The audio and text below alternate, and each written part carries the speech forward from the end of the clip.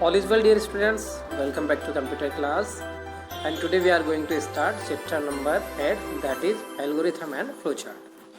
So, dear students, we know that software is the set of program, and program is a set of instruction or commands that are given to the computer to carry out a specific task. So, before we write a program, we must think of the steps required to solve the problem.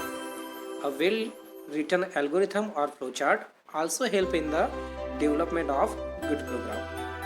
Algorithm and flowchart help us to clearly list down the steps necessary to find a solution to a problem.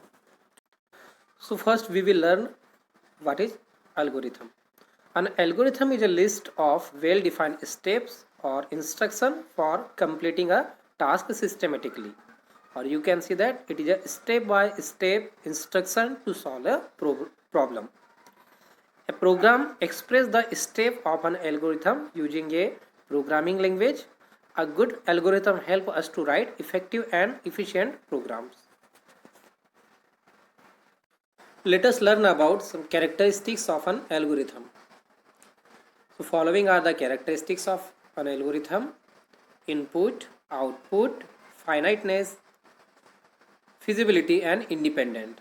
Input means an algorithm should have 0 or more well-defined inputs. So your algorithm can contain 0 or more well-defined inputs. Second characteristics is output. An algorithm should have one or more well-defined output. It means your algorithm should be contain at least one or can be contain more than one well-defined output and should match the desired output. Algorithm must terminate after a finite number of steps. Okay, your algorithm should be end after a finite number of steps. It should not be infinite. It should be terminate after a finite number of steps. Then it should be feasible with the available resources, and an algorithm should have step-by-step directions which should be independent of any programming code. You can write your algorithm in simple English word, so there is no knowledge required of any programming language.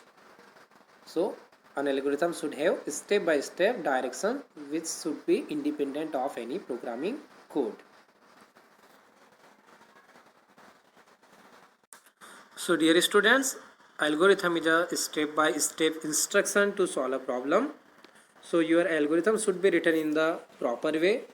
So you have to write first input, then process, then output. So this is the correct way to write your algorithm. If you write first process, then input, then output, then this is wrong way. If you write input, then output, then process, this is also wrong way. If you write output, then input, then process, this is also wrong way. So what is the correct way? Input, process and output. So your algorithm should be written in the proper way. So dear student, now we will take some example of algorithm. So here this is an algorithm for addition of two number. So you can write your first step start and last step stop, because your algorithm should be terminate after finite number of steps. So you can write first step start and last step stop. Now you can see that here you want to write the algorithm for addition of two number. So first you have to write two numbers. So your input is input A and B. A and B both are imaginary number. So this is your input. After that sum equal to A plus B. This is your process. After that you can write output. It means display sum. So this is very simple algorithm for addition of two number. Start, then input A and B. This is your input. After that sum equal to A plus B. This is your process, and display sum is your output. Okay, this is the algorithm for addition of two number. Now another algorithm is algorithm for find the area of circle. So we know that formula of area of circle is area equal to pi r square. The value of pi is 3.14 and r square, r means radius. Okay, so what is the input? Your input is radius. First you have to write radius. After that formula, area equal to 3.14 into r into r. It means pi r square, value of pi is 3.14 and r square means r into r. After that you have to display area. So this is your input r, formula is your process, and display area is your output. So this is very simple algorithm for find the area of circle. So dear student, this is algorithm for simple interest. So you can see that first you have to write start, then input, principal amount, rate and time. This is your input, P, R and T. P means principal amount, R means rate and T means time. After that, this is your process, SI equal to P into R into T divided by 100. This is the formula for find the simple interest.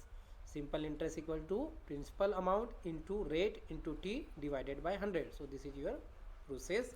After this, using this formula you can find out your simple interest. So write your output, display SI. SI means simple interest.